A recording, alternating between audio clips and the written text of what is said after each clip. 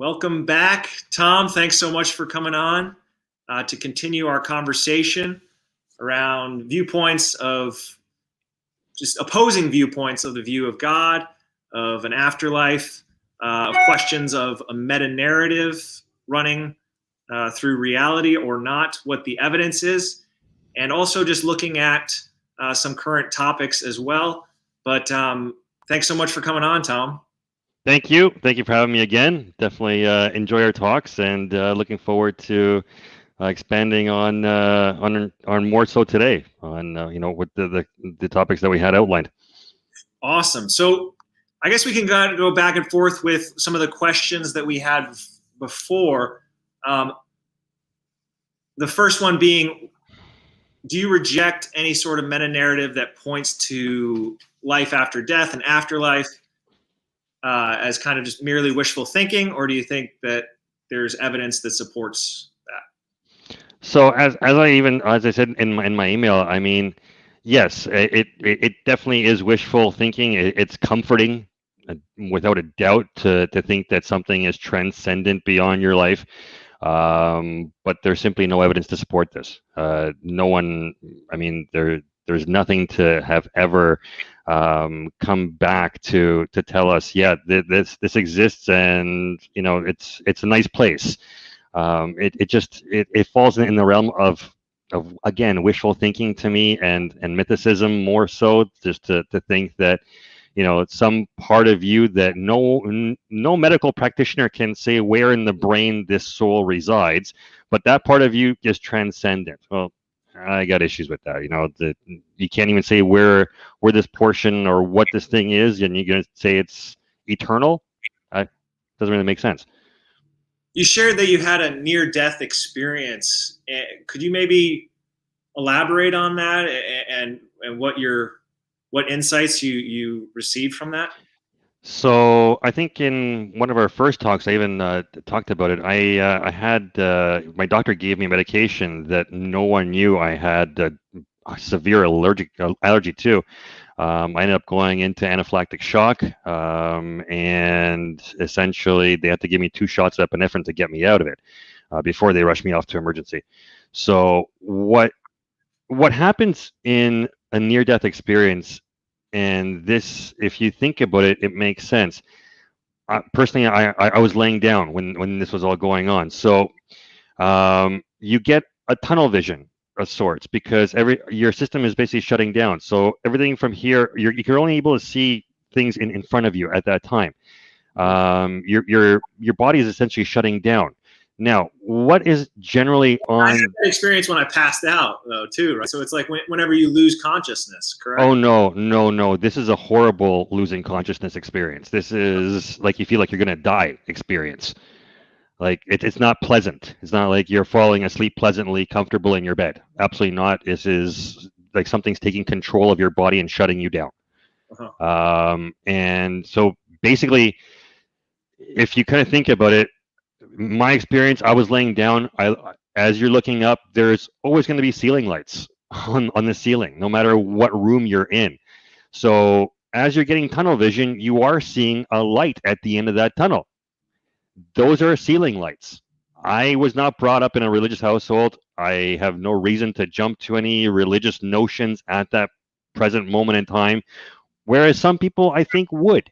They say, "Oh, I saw the light at the end of the tunnel." Well, yeah, that's what your brain is comprehending, but all you're seeing is ceiling lights through a narrow scope of vision. That's all it really boils down to. So to say that, and again, no Christian has ever had a near-death experience quoting something from the Hindu religion or from Islam. It doesn't. It's always within their own religion. It's never outside. So that has to play a part in their own psyche if they're going through something like that, something traumatic, and they see this, I don't know, like I said, light at the end of the tunnel, that their brain is going to put those two together and be like, oh, that must be what this is, because that's what's been reinforced for years, decades, God knows how long.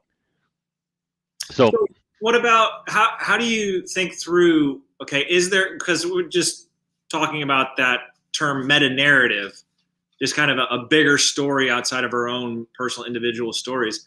There's these stories of say Muslims in Africa or in the Middle East, talking about a dream they had or something where someone comes and identifies themselves as Jesus, and that Jesus Christ is sort of the ultimate in the meta narrative as far as where the objective world can touches with some narrative world, and there's really an experience that each of these. What would be cool is, because Jesus is still mentioned in Islam, what would be cool is if it was Thor or Odin or Zeus or something that was unrelated to Islam. Keep in mind, Jesus is still related to Islam. So it's not so far removed to say that this guy couldn't have a personal experience saying that he had a dream that Jesus told him something because of something he read in the Quran. Right. So you would say that obviously Christianity shares roots with Islam and with Christianity. Obviously, Christianity. All the Abrahamic religions. I mean, Judaism, right. Christianity, and Islam. So one is a plagiarism of the next, essentially. Well, but then you also have other sources that are writing about this as well and acknowledging that Jesus was a historical figure and people had to make an account of him from multiple perspectives, not just Jews and Muslims, but also Romans and Celts and other groups of people that are saying, hey, this is a person in history that that faith is based upon. But was it just one person in history? Was that? Was it just one person in history that the whole Jesus idea and the story is based on? Well, the foundation of Christianity is that there's this historical claim to Jesus being resurrected from the dead. Okay, but what I'm saying is, isn't the Jesus of Nazareth story and Jesus of this and Jesus of that kind of a conglomeration into one today? Well, even if that is the case, I mean, it still begs the question, what happened then with this Jesus of Nazareth? I mean, sure, there's perspectives on it, but he is still very much considered a historical person. Okay. If this person did exist, like I said, and he claimed any kind of divinity, today he would be looked at as insane, as a David Koresh, some cult leader, right? Well, David Koresh was, had multiple. I mean, today, if some guy came and looked and presented himself as Jesus would, he would be looked at as a cult leader. Do you not think so? Well, I feel like it's a tough comparison or parallel because the teachings of Jesus are quite different from David Koresh. I mean, David Koresh. No, I understand. I'm just trying to show the representation, kind of the equalness of it. If someone like this were to show up today as charismatic as a David Koresh, I'm not saying same words, but as charismatic as somebody like that can get a following, that this and that, he'd be looked at as nuts based on the words that are coming out of his mouth. Well, once again, I think it goes back to our last conversation where you would be like, well, show me this guy, show me the evidence, show me what he's doing, how reliable and trustworthy is he?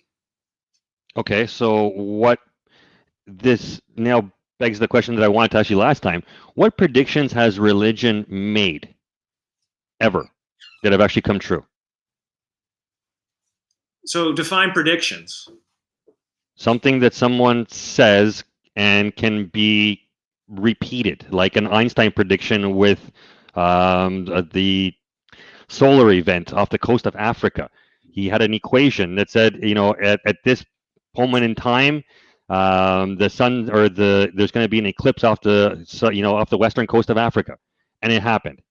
And no one could have done it before then. He came up with this equation. So name something that any religion, I'm not saying Christian, anyone has done to do this, to show that they have some kind of insight into the future or some kind of knowledge that I, as a non-believer, can't. Well, and I think that's kind of the basis of Christianity, is that there is no special secret knowledge. that it's open to criticism. It's open to people checking it out and saying, what does it mean to my life? How has it made the world better? Or how does it match with the experiences I've had?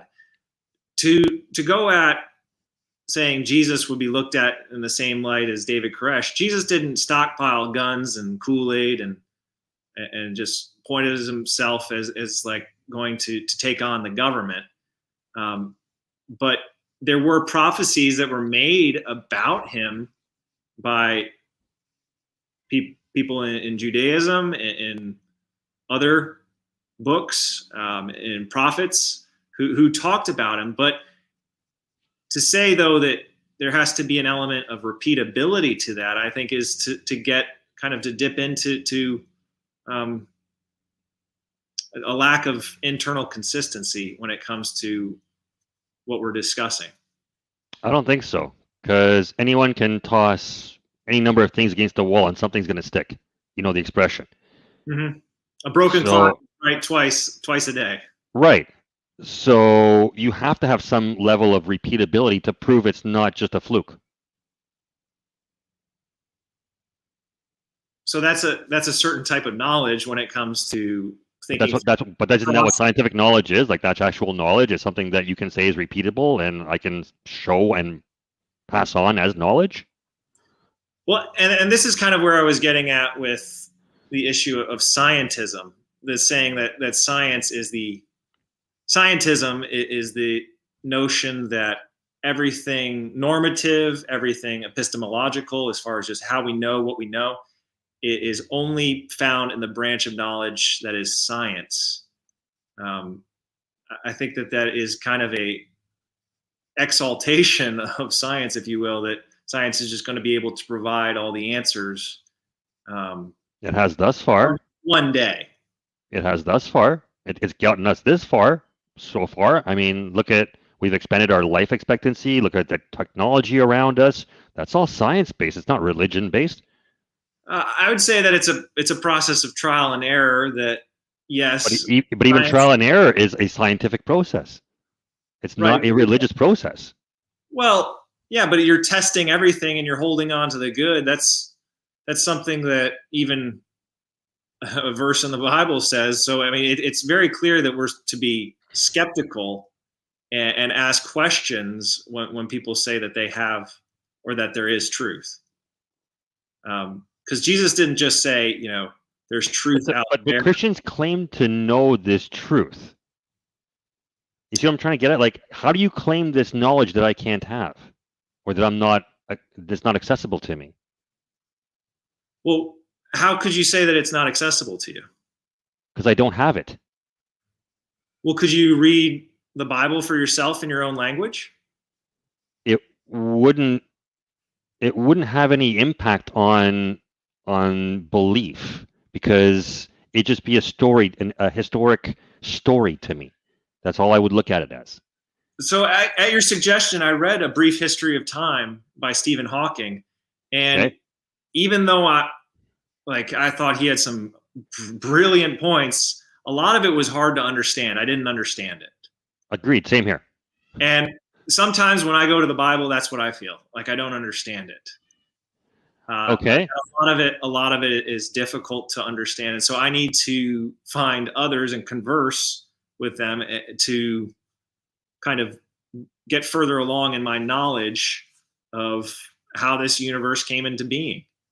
But what higher knowledge do you think that all of the scholars over the decades, hundreds of years, couldn't have figured out until now, is my question? Because they're only studying one book. It's not like they're studying like a whole field. They're studying one book. How much depth of knowledge could they possibly derive from one book over so much time? Well, I mean, like you said, it's the bestseller, and it's a really challenging and disturbing read.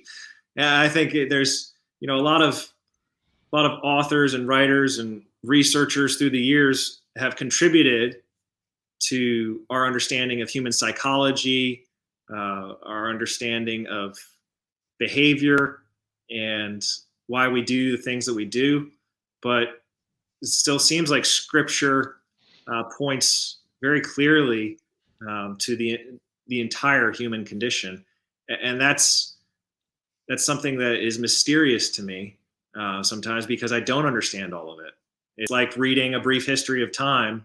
I'm like, whoa, what is all that about? Okay, let me ask you this: do you believe in evolution? Do you believe evolution is true? So evolution, as I understand it, is a study of change over time. So Yes. yeah, I observe change over time in my all around me, and so I can see that evolution exists. So the theory of evolution has disproven the notion of Adam and Eve. How so? How so? Yeah. Because we're not all descendants of two people. You can run your DNA. That's been proven. So through Ancestry.com or any of those Yeah. websites, You can trace your lineage. yeah, you can trace your lineage back a couple thousand years, perhaps, but then it starts to get a little bit murky as far as really being able to distinguish between people groups, and we do seem to share a common ancestor. And correct me if I'm wrong. Has there been some?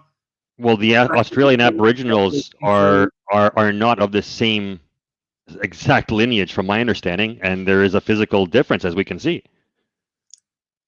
Between which groups? Because I think that if you make that claim, then there has to be at least some solid evidence as to why we aren't all descended from the same. I mean, the theory of evolution states that Adam and Eve couldn't happen, basically, is what I'm trying to get at, if you run it back. So if Adam and Eve didn't happen, there was no original sin, and there's obviously no need for a savior. Well, there's still that issue of death. What about it? Well, you described it as horrible. I mean, we want to avoid that, and But you can't. Everyone we has a need a date savior. with it. Well, yeah, but we still have this notion of eternity in our minds and hearts that. But we don't. We don't. No. No, We no. the notion of eternity is only for stuff that is non-living. Like the carbon in my body will be reabsorbed back into the environment of which I came. That the molecules, okay, you can't destroy, but that doesn't mean that that's transcendent in any way. I don't know how you can conclude that. I mean, especially with, okay, so you're highlighting sort of a circular reality of life that from dust to dust, we come from dust, we go to dust. Sure. Yet there's still this notion. I talked to you about the book of Ecclesiastes as a short 12 chapter book you can read that kind of grapples with, what does that mean? Do we have just the same spirit of breath as the animals, or are we different from them? Do we have the Imago Dei, the image of God on us? We're an evolved primate, is what we are. That's it. I mean, we're a higher thinking primate. So sure, yes, we've changed over time, but I would say that if you go back far enough, it's hard to make the conclusion that we didn't come from some form of monogenesis, not polygenesis. Okay, so do you think that human sapiens came from Neanderthals? We can trace them back as relatives, sure. Okay, so at what point in time was the soul injected into this equation? From the very first breath a human took. But Homo sapien is the first human. Let's get this right. So pre-Homo sapien, you never had a human. So you're telling me that being before was not allowed into God's heaven? I'm a little lost.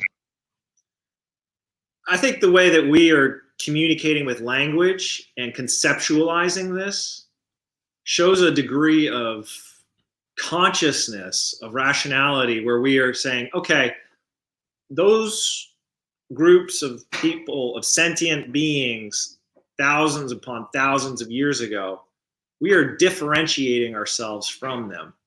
Yes. But what I'm saying is, okay, sure, yeah, we've evolved and changed over time as we've adapted to our climate, to changes in the just in where we live and how the tectonic plates have shifted us around.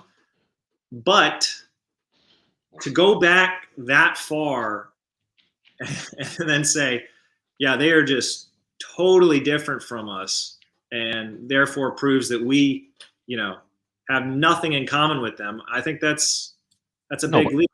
but I'm not saying we obviously have something in common because they're our ancestors. What I'm saying is pre Homo sapien, what you're saying is these people didn't have a soul. I'm sure they communicated. I I'm didn't sure they say had families, they had groups, they lived.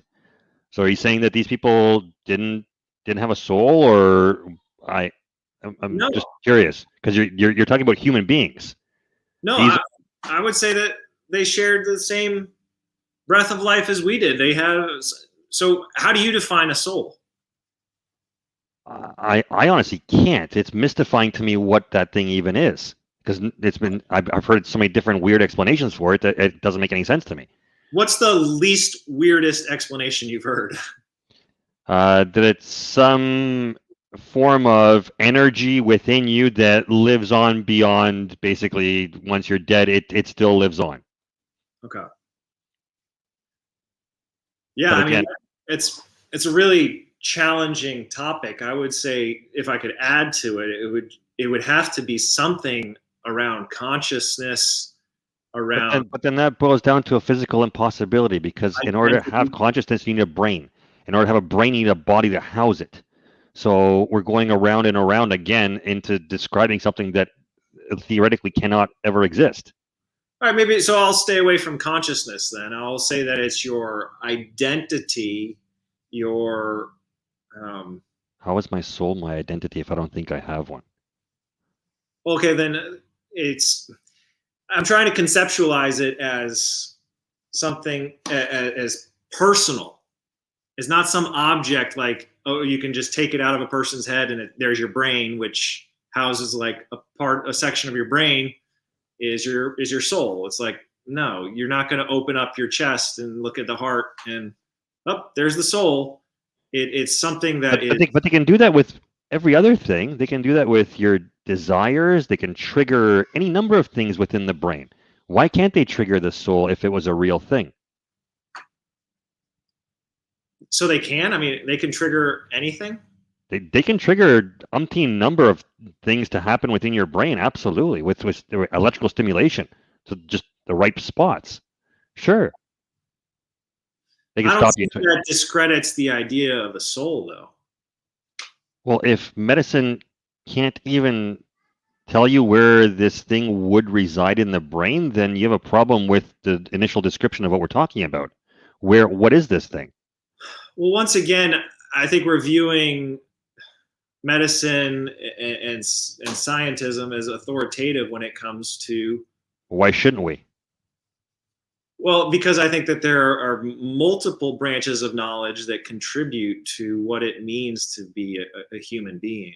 There's also a lot of quack science out there that confuses a lot of people, like the anti-vax movement. Right, and eugenics, and our topic of euthanasia is controversial, and all of that.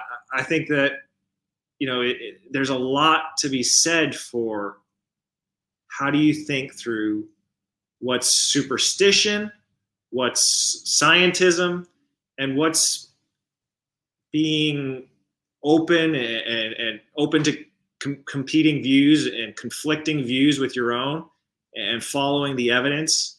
Okay, so would you be open to viewing Scientology as equal to Christianity? So I would look at the internal consistency of that viewpoint. I would look at the anecdotal evidence. I would look or at Mormonism or any one of the newer, say, religions. Once again, I would ask, what's the evidence that it's reliable? What are people saying about it? What's the content of it? What does it teach? I guarantee you, if a religion is teaching that, warfare and rape and pillage is a-okay, then I would say that that content is contradictory to my experience of what truth is. Okay. So you mentioning those different viewpoints, I think you have to look at some of the evidence for whether or not it's true or not. How do you make sense of those? Again, not thinking that I have a soul, it's quite easy. I don't even think that there's something there to transcend me. I truly don't believe that anything does transcend you aside from your children, right? So that is what you can see as a form of transcendence is the genetic material obviously you pass on to your children. That's naturally done. And then there's the knowledge you pass on to your children during the course of your life, basically, right? So you can form them into any number of things along the way as a parent, sure. But again, to the question of, that's the only thing that I can see as, surviving my life that's going to carry on my genetic material, if that means anything, and b, knowledge to better their lives and to enhance themselves. Essentially, that's the only thing that I can see from all that story of the soul. It doesn't make any. It seems like a very childish thing, to tell you the truth, to want something like this. It's like, okay, you have something inside you that no doctor, no scientist, no scanner, no anything that we have can detect. We have Right. CAT scans, we have MRIs, we have ultrasounds. We can see the body inside and out. Mm-hmm. Completely. Bones, we can do bone densities. We can see the body. What is this? You're talking about a non-existent thing. You're talking about something that is just thin air, because I don't know whether it's comforting to think that, oh, this thing will transcend my life. I don't know how people think that a soul, where it resides and for how long, and what this thing even does for eternity. Does it just sit around with God playing poker? Like what is this soul doing? Well, You know what I mean? I think Tom, to your point, it's not non-existent in the sense that you can't just see it and touch it. It's you. It's the real you. But it's also not some disembodied, just abstract concept. It's at like the very center. But when you're dead, it is, isn't it? If your body is dead, then this thing is no longer in you. Then it's a disembodied thing, and people view it as a thing. They do. They view it as a thing, but it's also personal. And sure, because you have your own soul. Everyone likes to think that they're unique. Well, no, but that's it. That's just it. You're not unique. Every single person has one. Sure, but it's a unique soul. It's not like your soul can be put into my body next. Yeah, but with your kids, you start to notice certain idiosyncrasies of their certain personality quirks. So you're like, oh, I can see myself in them in some small way. Sure. I'm passing along information that I think is beneficial to them. Sure. But that's something that's, again, it's measurable. The soul isn't. The soul isn't. Well, it's measurable to a point. I mean, obviously, when let's say your kids are ripped off by somebody else and really hurt, and they say, that's not fair. Are they appealing to their own subjective taste, or is it something outside of them? But you're talking about a child's brain. Talking about a child's heart, brain, soul, experience, consciousness, all of that wrapped up into one. Right, but you're trying to put a rational question onto an irrational item, because a child's brain is not rational. It doesn't know consequences. It doesn't know like some certain basics of life. So until that brain is taught this rational way of thinking, it's not really a fair question to say how you would put this onto a child. I'd say put it onto an adult, but a child it's tough because you're not talking about a developed brain. I would say that the Diary of Anne Frank shows that that little girl was more rational and conscious than the Nazi guards who were watching over her, than certain adults. So some adults have less developed brains than children. Agreed. Or they don't have a I'm just saying as a general statement, right? You know, a 6-year-old and a 26-year-old, the brain is not the same. Well, sure. But sometimes it's very clear that children have a much more developed sense of right and wrong, fairness. But they're also sponges to whatever the adult is saying. Of honesty. But they're also sponges to whatever the adult who's the authority figure in their life is saying. And if that adult is constantly reaffirming a point, they're going to believe it. Some of them do, some of them don't. Some of them reject it. And so there's not a lot do. They're not brainwashed entirely all the time. Sometimes adults are more brainwashed than children. Well, that's why I say this, you know, if churches didn't allow anyone under the age of 18 to enter, how long would they last for? Well, I think that's kind of a question of ageism. I mean, no, because the whole notion of indoctrination is what I'm trying to get at. If that were to disappear, how long would churches honestly last if the indoctrination of children were made illegal? Because torturing a child to believe that unless you believe in God, you're going to go to hell, and reaffirming this statement over and over and over, and when they go to church, they hear it from other, you know, adults in authority and so forth. Right. They're going to believe it. They're not going to question it? You don't think so? A child that's 7 or 8 years old is going to question a whole bunch of adults that are all saying the same thing? No, they're not going to do it.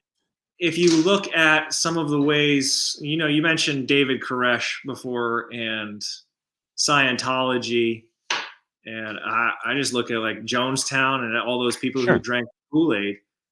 You talk about indoctrination. It's not really relative to age. I mean, yes, sure, indoctrination. Indoctrination to me is forcibly making the kids drink the Kool-Aid. Well, right.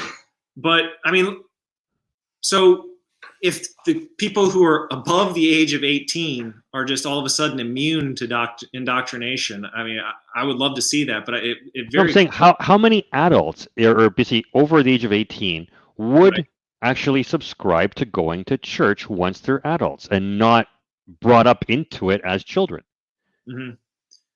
Well, I think that they have to make that decision for themselves. I think that's what we're seeing right now in Western Europe with the severe decline of church attendance and basically believers. They just don't care for it anymore. I don't think that's necessarily true. I think that there are in statistics London. Show it, Rob. Well, I know, but I also know people in Germany and London and elsewhere that have churches. And no, I'm just saying like the overall numbers are significantly down. Is it the same in Canada? I don't know. I'll be honest. I'm not going to say what I truly don't know. Right. I think that just shows you, in one sense, the movement of a worldview that at one point was really big in Europe. Sure. But I think the honeymoon is over. But it didn't have its origin in Europe. It started. The honeymoon is over. In the Middle East and Africa. Yeah, how much Christianity do you see today in the Middle East? It's all Islamic, except for a couple of small pockets. Well, it's there, but it's always been in Africa. It's kind of where it started in Alexandria and Carthage and. Yeah, you have Orthodox, you know, Christian Orthodox in Ethiopia today. It's been Coptic. Exactly, so, Ethiopia has a longer history of Christianity than any European nation, and to say though that because it's moving out of Europe and now moving towards, say, Asia or South. But also you got to look at it on the socioeconomic level of Ethiopia is still one of the poorest countries in the poorest continents in the world. Yeah, but I don't think that's... Also highly uneducated and illiterate. Right, but in some ways that's... So it's a bad judge. A long history of war and oppression and Sure. colonialism and everything else. But in another sense, it's still the people there have held on to that view for so long that it would obviously make me wonder, okay, why is it working for them as far as making sense of the Because it's a form of identity at that point in time. You know, they identify themselves as Coptic, and that's what, you know, that's who they are. That's, you know, that's their culture. That's who they want to represent. That's what they are. You know, if they didn't want to, they'd be like, oh, I'm, you know, just, they wouldn't even say who they're affiliated or any affiliation if they didn't want it. They obviously do. Right. So you and I, we are in the West, and I identify as a Christian growing up in a Christian household, and you identify as atheist growing up in an atheist household. How do we reconcile? Okay, is they're obviously conflicting and opposing viewpoints. Yes. How do we make sense of that? How do we find a way in which we reckon with, okay, what's the evidence that one of those is more reliable than the other? Well, you're on the perfect path of starting to read scientific books, so you're hitting the nail on the head right there. I'm reading a lot of Blaise Pascal too. Good. I think education is key. You know, not allowing faith-based schools, because I'm sorry, to me that's not a school, that's a church. If you're including part of any kind of religion in your everyday today schooling, that to me is there's a bias. How can you teach evolution and teach creationism in the same building? You can't. You're going to teach one or the other. You can't teach both. What are you going to say? Is it the mark of an educated mind that you can hold competing, contrasting viewpoints in kind of? Can you believe in? Can you believe in Jesus and Thor at the same time? Well, no, but I would want to know about each one and see what relevance. So just say, just for argument's sake, both had equal amounts of evidence to support each case. Could you believe in both at the same time? No, of course not. It's impossible. You have to choose. And what's given us more reliable evidence? I'd say science 100%. Because again, I don't see religion predicting anything and making our lives better. So notions of the golden rule, or of where Jesus talks about there's nothing religious about the golden rule. Love. Well, you're right. There's quite a bit of logic in it, as well as. There's nothing religious about it. Well, you're just kind of making that assertion. You're not showing any kind of argument as far. So religion is just a term then, because. But there's nothing divine about that statement. Why would I want to do something to somebody else that I wouldn't want them to do to me? What divinity is required in stating that? None. Nothing godly is in that statement. It's just straight common sense if you have it. Right, but if you're a psychopath, or if you have, it's a different story. You got a chemical imbalance in the brain, and I still don't understand how you can be made in the image of God in that case. Because was God a psychopath when he was making the psychopath?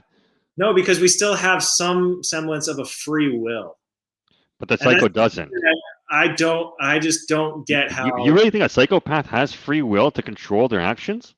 I don't think I can begin to understand how someone like Sam Harris posits that we don't have free will, that free will is just an illusion, that we're just the results of our environment and our chemical makeup in our brains. I think that our experience shows us that we hold people to, they have at least somewhat of a free will. Even the psychopath. It's only because of who goes on a killing spree and becomes a serial killer. At some point, he has a little bit of a choice. We hold him to. You think so? A choice in the matter, a little choice. You think a serial killer can stop their urges? It hasn't been proven to ever work. Why would you think that it would now? Or how about proven? You know, it's proven that pedophilia has no there's no cure. They're going to continue on having these urges no matter what. Well, it was socially acceptable during the Roman Empire, but now we frown upon it. I mean, why the change? What gives? Because it's kids. I don't know. Yeah, but the Romans didn't care if it was kids. They said it was totally fine, whatever suits your fancy. Well, Muhammad married a 6-year-old Aisha and had sex with her when she was 8. So there you go. There's another one for you. I still don't. So I still don't think it's right in any way, whether the Romans did it or the Muslims or the main Muslim prophet did it. I still don't think it's right. It's a child. right. So we have a common revulsion against that. So that begs the question: then, is there some type of moral absolute that No, says because it's something that we've developed as a society that's now saying we're not accepting you playing around and sexually abusing children anymore. That is us coming up with this. That's not some kind of a godly thing that's come down to as some divine message. No. Why would you think that? It's our society now saying this is not okay. And we've accepted because the majority of the people agree this is not okay.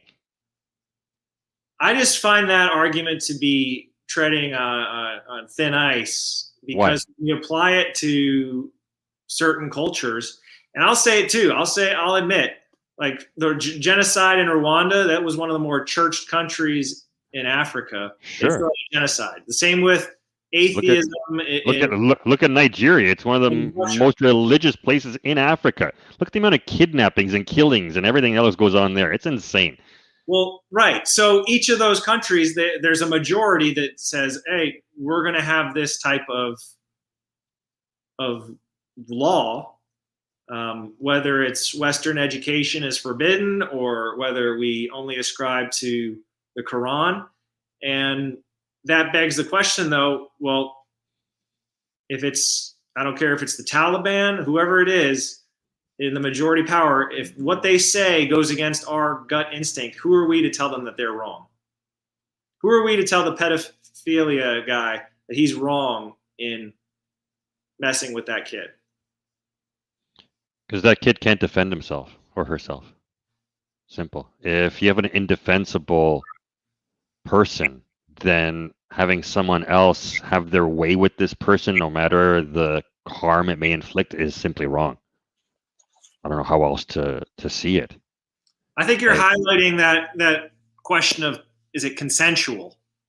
Is there a rational? There cannot be when you have such a authority figure on a child. First off, child isn't even the age of sexual maturity. Right. At 8 years old, it's not. Let's be real. No matter there's no sexual maturity for an 8-year-old. So what are you talking? What are we talking about here? It's not like you're only giving pleasure to yourself at the harm of the child. Mm-hmm. No. There's no way any rational society could look at that and with anything but disgust today. Again, what it was way back when, different story. But again, I'm glad we evolved that part of our brain to say no more. Well, in some ways we have, in some ways we haven't. I mean, in this country, sure, and your country as well, but in parts of Southeast Asia and some of the countries there, they view having sex with a child as good luck. And so that kind of makes us cringe on the inside. Again, it brings me right back to education. Education. It's no not education. Sensual, right? Okay, but it's not just education, right? It's also their law or their cultural norm or whatever it is. Everything stems from education. My point in talking and raising this, though, is this saying, okay, the individual narrative of that pedophile or whoever it is that likes that is bumping up against, is there your individual narrative of saying, oh, it's fine for me to have sex with a kid, is that bumping up against a objective universal truth, an absolute, that is absolutely wrong 100 times out of 100 times because it's not consensual. The child is under the age of, like you said, is biologically not sexual and is therefore not able to make a free will choice to engage in a sexual relationship. Okay. I mean, because if the Romans, who were so smart and who conquered all the world, celebrated pedophilia, and now we today in our superpower countries, we look down upon it and say it's illegal, Hmm.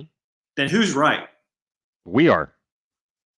Well, where do we Obviously. get off saying that? Unless we ascribe to... Look at the amount of advancement we've made. I have more knowledge in my pinky than the entire Roman Empire had, for God's sakes. We have more access to knowledge. We No, don't you have necessarily... actual knowledge. Science has found this out. I have more knowledge right here, Rob, than the entire Roman Empire combined. Just with what science has brought since the Roman Empire. Come on. There's Right. nothing elitist about what I'm saying right now. It's just facts. But I think you're We missing... are far more knowledgeable than anyone was back then. I think with you're no missing... doubt. Aren't you missing the point, though, that in some ways in this discussion of sexual ethics, we're discovering that there is some type of transcendent Again, truth. because you and I have a revulsion to something. Is there a universal truth to it? No. Does the universe care if a kid gets raped? No. Does the universe care if a kid dies? No. It happens every day. Does the universe do anything to stop it? No. God looks with complete indifference with every single act. Why? As an all-powerful, almighty being, he's just going to sit there and watch, as opposed to, doing something about it and stopping that kid from being messed with? How can you Really? be sure that God's indifferent about it? Well, either he's indifferent or he's incapable. What is it? Or maybe God is patient and will bring about a final judgment on that. I don't see how it's not within the realm of reason to say that when God sees that, Yeah. it grieves God or it makes him angry, Right. and he will bring about a reckoning, a day of judgment, So, to that kind of evil and suffering. So again, I have more moral standing in my pinky than any god has ever combined, because I would do something to stop that, and yet the god is sitting there watching and say, "I'm not. Don't worry. I'll punish him later on. I'm not going to do anything now. I'll let that child be tortured, and I'm going to punish the perpetrator later." Why does that What? go against you? Why does that go against your sense of fairness? Why make that child live through that trauma as a god when you can stop it? You are all powerful. You don't want to. Why don't you want to? Are you evil in yourself? You like watching a child get raped? What is it? Tell me. I'm curious. I mean, that goes back to at least in part our conversation on a person having a choice in the matter. And you're saying, obviously, that the child had no choice in the matter. No, No, right? So they were forced to do it. Sure. Through no fault of their own. Correct. They were subjected to this. What makes us think that, well, God can make that situation right? If he created two autonomous human beings. Why would he make it right there in the spot and not even allow it to happen? Why put a child why put someone through that torture of being sexually molested? Why?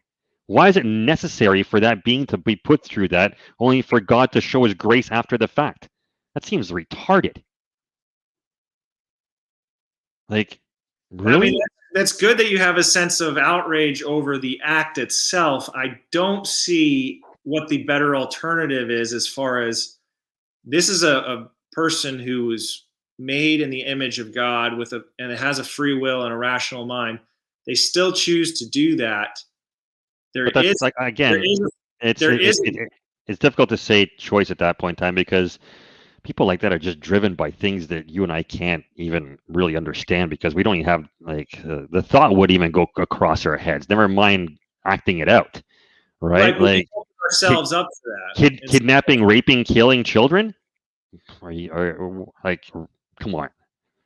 I've had some pretty dark thoughts, but that's never been one. I'll be honest. Come on, that's taking it on a level that really shouldn't exist. And I think that's where we don't want it to exist, because we have a target in mind that is more just vulnerable. and vulnerable. But also, if you look at a book like the Gulag Archipelago, you see how when people are left to their own devices, even if everything was utopian and everything was hunky-dory and we had everything we wanted, we couldn't be content. We would have to knock somebody else's sandcastle down, or we'd have to make someone else suffer just to make it interesting.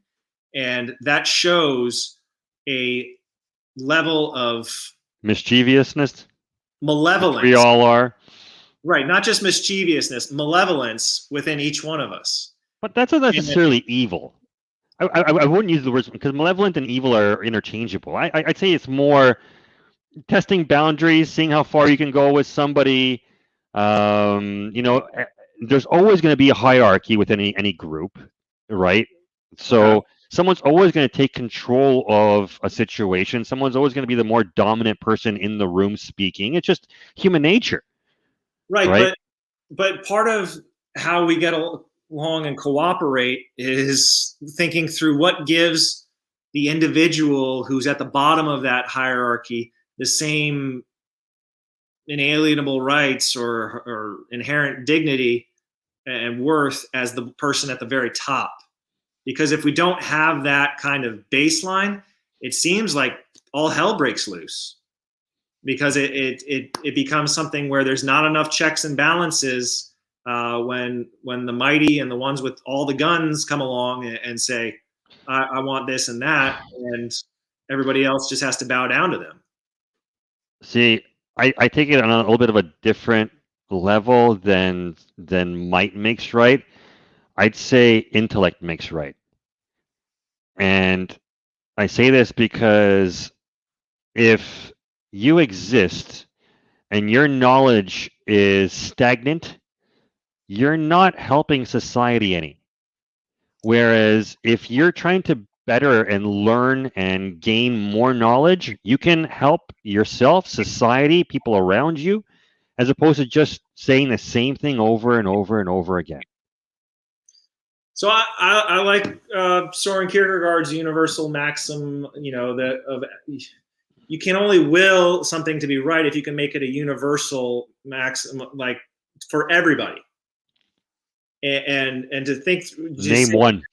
Your intellect is what makes you right. I mean, it is, because the smartest person in the room should be the one talking. Everyone else should shut up and listen. That's exactly the way it should be, Rob. I don't care what. I'm sorry, but that's exactly the way it should be. The smartest person in the room is the one should be talking. The rest of them should be shutting up and listening, and learning something. Right. Or I'll get to that person's level, surpass them, and now you can be the one talking. Right. That's the way it should work. Right, and we kind of accumulate and build upon that. But if you look at how Jesus spoke and taught, people recognize that he spoke with authority, that he spoke with incredible. He spoke like a cult leader. He spoke like a charismatic cult leader. Yes, I'll give you that. Well, but he didn't lead any type of revolution, or he didn't tell anybody to drink Kool-Aid. He didn't amass any guns. He didn't. Just because he didn't do a mass suicide, I mean, doesn't mean the guy wasn't insane. Right, but he taught such brilliant ethics. He taught such incredible parables. I mean, for Pete's sake, Tom, you live in a country with a law called the Good Samaritan Law that is based off a parable of Jesus that basically gives worth or tries to protect people who are helping another who's broken down on the side of the road. It's a law that is used to protect volunteer EMTs and firefighters. Yes. And it's a type of thinking in the free world that we live in that will hopefully protect the most amount of people and do the most amount of good. Does that make sense? Sure. So when Jesus spoke with incredible authority and with intellect and asked people cutting questions about their lives, you eventually have to say, okay, this guy's not a cult leader. He's not some kind of whack job. Really? What intellect is there about not eating shellfish or not wearing mixed cloth? Is there any intellect involved with that? Or how about the design of the human body? What intellect was involved with that? or was Jesus even involved with that? Because the human body design is pretty crap.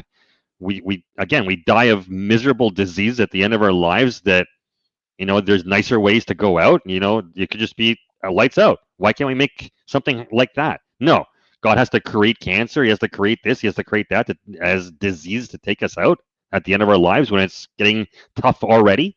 Let's be real. I think it's a hard stretch to connect cancer with God. No, it's not. He created everything, so he must have created cancer.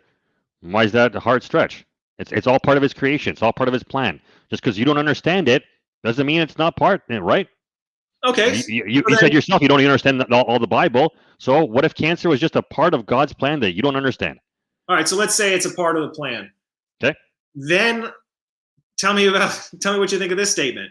There is no earthly sorrow or earthly injustice that heaven cannot heal, heaven cannot redress, heaven cannot ultimately bring a solution to.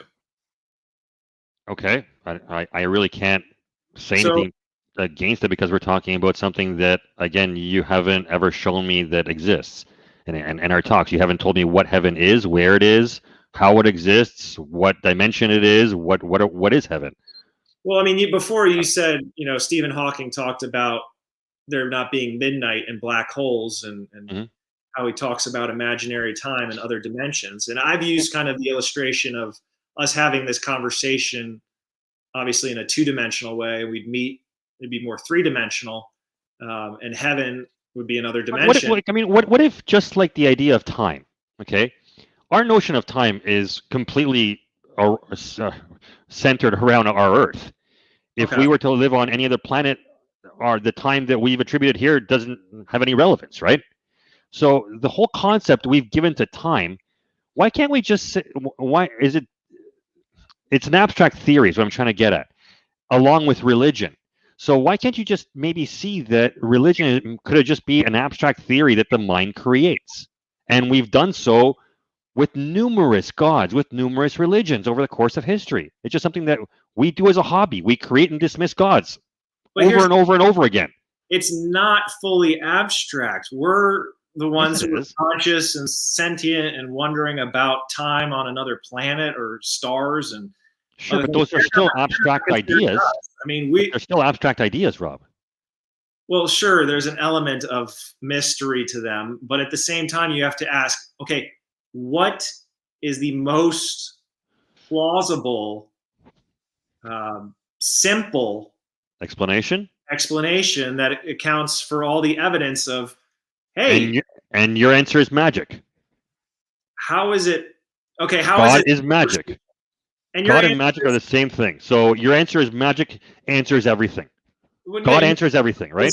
Your answer is scientism, is that science is the ultimate branch of knowledge and will one day save us. Yes, because we are so close to understanding what's happened until the very first speck of time that I do believe we will get there, yes. Especially considering how much knowledge we've gained in just the last 100 years. Yeah, I do think we'll eventually get there. Maybe not in my lifetime, but I do think we'll get there, yeah. Well, I mean, that's an incredible hope, and maybe it is wishful thinking, but I think it's based on probability. I think it's a high probability that we will get there based on the knowledge that we've amassed up until this point.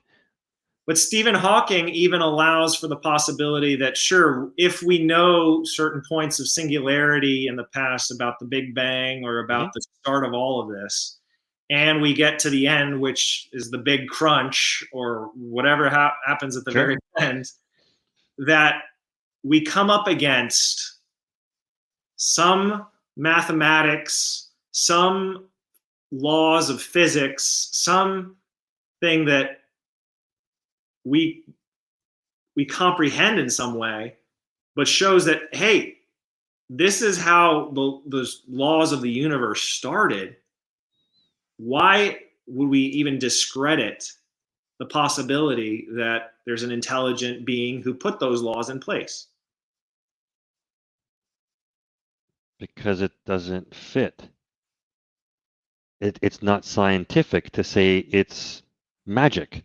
Or it's not scientific to say that there is a being that lives in another dimension that no one can see or touch or anything that did all this. It just doesn't. It doesn't fit any kind of level of knowledge that you and I even accept as real, right? So, and let me put it this way: if there was a deist God, okay, right, the all creator of everything, why now would this deist God transform himself to a theist God and present himself to a bunch of illiterate people in the Middle East, and now care that you don't eat shellfish, mix cloth, obey the Sabbath, and any number of silly little human rules that have no, that any kind of all-powerful creator truly would care less about? It seems so petty to care about eating shellfish and mixed cloth and obeying the Sabbath, that a grand creator could really give a crap about any of that. well, I think part of the response to that is that, hey, first of all, the people he showed up to weren't illiterate. They wrote it down. No, they didn't. Quite a few of them were, sure, observing sanitary laws around shellfish or observing the Judeo way of life with the Sabbath. But how the grand designer of everything is now going to be so petty to interfere in common human things, like not wearing mixed cloth? How do we get to know each other if we don't reveal ourselves to one another? I'm not following you. When If I just never, okay, so we're going to talk about revelation. Not some type of special revelation. I'm just talking about in our experience, our interpersonal experience. Sure. I have a name, it's Rob. You have a name, it's Tom. You're in Canada, I'm in the United States. We have a conversation and we begin to reveal who we are to one another as the day goes on. Okay. To say that God cannot reveal himself as the creator cannot become a creature himself just to communicate or to reveal, what this world is, how we're to relate to one another, how we're to live, I think is a little bit arrogant. I think that we have to have enough humility to say, you know what? The creator could potentially, in some supernatural way, limit his power, limit his freedom, become a human being, and reveal who he is or who God is and what heaven might be like. And I think part of that too is if God became human and walked this earth, that's an affirmation that heaven is not something that is just in the afterlife or after we die. It is a target. It is a goal that we all collectively have as humanity to make this world more like heaven will be. And there will be not only a new heaven, but a new earth. That this earth will be restored, will be made new again. Does that make sense? I see what you're saying. Okay. Again, the issue that I have is you're talking about something and you're believing it's true, but there's no basis for your belief. You have no basis to think there's a heaven. You have no basis to think there's a supernatural. You have no basis for any of it. You have the opposite basis to think the supernatural is not true 1,000,000 times more than it is. So is that a scientific statement or is that just a simple assertion that we are making in our postmodern? That is a scientific statement, and that's also a personal experience statement. So basis that what you're living for is more reliable and trustworthy? Because you can verify it, you can touch it. Mm-hmm. Whereas, again, we atheists think that we have everything to live for, nothing to die for, because this is the one life you have. So make the best of it. Then I don't see if you can advocate for euthanasia, or if you can make sense of the atheistic regimes in the 20th century. I don't see how it's not that hard of a we have stretch. everything to live for and nothing to die for. Jesus didn't command anyone to be a martyr. Jesus didn't command anyone to strap a bomb on themselves and blow up the enemy. No, Jesus said, pray for your enemies, do good to those who harm you. But did Jesus not know that he was going to become a martyr himself? Sure, he knew that hour would come, but he changed the world through the way in which not only he lived, taught, and died, but Mike, okay, but hold on a second. He resurrected from the dead. Even when that hour came, Jesus, one of his last words were, "Oh Father, why have you forsaken me?" He still had no clue what was going on. So how can you say that he knew he was going to be a martyr when he had no idea what was going on? That's a very powerful line, because it points to the human condition, that we feel we've been abandoned by our Creator. Yes, but and then in another gospel, it says something completely different. But he's also praying a psalm, chapter 22 there, that is very much a reckoning with. But if he knew that he was going to be with God, why would he say, "Why have you forsaken me?" like he had no clue? Because he was dealing with the banality of evil, of real nothingness, of wickedness, of people. But he's God. Yeah, but God is relational and personal, and so therefore, when he sees, he's part of the Trinity here, Rob. It's not your relationship to God. Jesus is God. It hurts him. But Jesus is God. Yeah. He's part of the Trinity. Right. So whatever that Trinity knows, Jesus should also know, right? So again, why would he ask the question, "Why have you forsaken me?" unless he knew?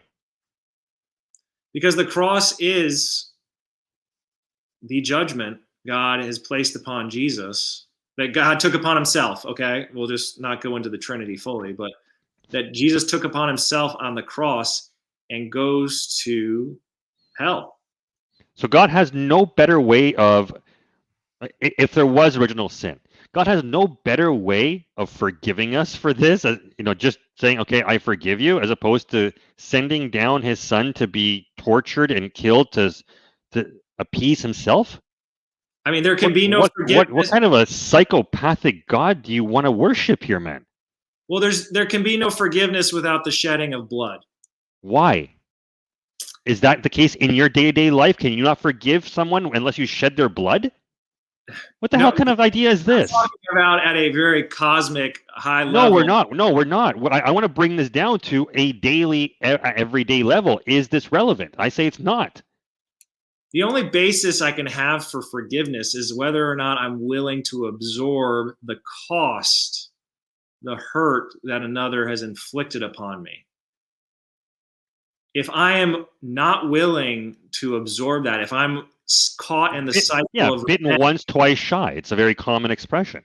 Right. But if sword gives birth to sword and the cross breaks the wheel, then I have to think about the way in which my tendency to go tit for tat with someone, eye for eye. Why does your God require a blood sacrifice for appeasement? I think part of the reason we're so repulsed by it is because we have a fairly equitable justice system that. No, I know, but as a God, why would you require a blood sacrifice of your own child to appease you? Does that make any sense? Because what the wrong that was done leads towards death and leads towards something that has to be restored.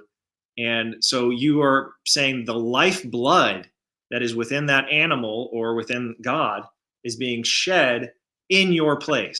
But it automatically falls in the light of a death cult at that point in time. It's a human sacrificial worshiping death cult. Like, how is that not the case? You're worshiping a human sacrifice and the death of this person as a good thing. Well, it's not just a person, it's God himself. Whatever. God. How is this good? It's not. Torturing anything is not good. I'm sorry. How is your God being good? He's not. He's being an evil prick. And that's a good. His own kid. So what would be a better solution then? Because I think that forgive people. Eve ate some silly fruit. Okay, you know what? She didn't know. Just let it be. But forgiving isn't about forgetting. To go with that cliche, forgiveness involves some type of penalty was given. I wouldn't forgive you for giving me $100, Tom. I would say, thank you, Tom, for that $100. Sure. You know, if you were to just steamroll me, steal all my money, and why would a God need to punish? Why does a God need to punish? Why does he require punishment? That seems like such a human thing to punish somebody. Why would God need to punish anyone? I think if you look at human history long enough, you can see that there's plenty of reason why people, it would seem. I know, but again, you have a lot of people that have given themselves to God on death row, have done any number of things, evil things. They say they've been saved, and now the preacher says that they're going to go be with Jesus. Mm-hmm. Huh? Yeah, that seems unjust or some type of. Well, you know, I think that the rapist can technically get into heaven before the person that gets raped. Tom, I think you're highlighting your sense of fairness being offended, and so eventually we have to ask: is God fair? Is God just? But he's not, obviously. That can only be possible if God is good. So, I mean, I would hope. Again, it's not. If a God creates cancer, I don't see how that can be good. Well, if a God were to judge us and then die for us and go through death and come out, that's still not good. That's horrible.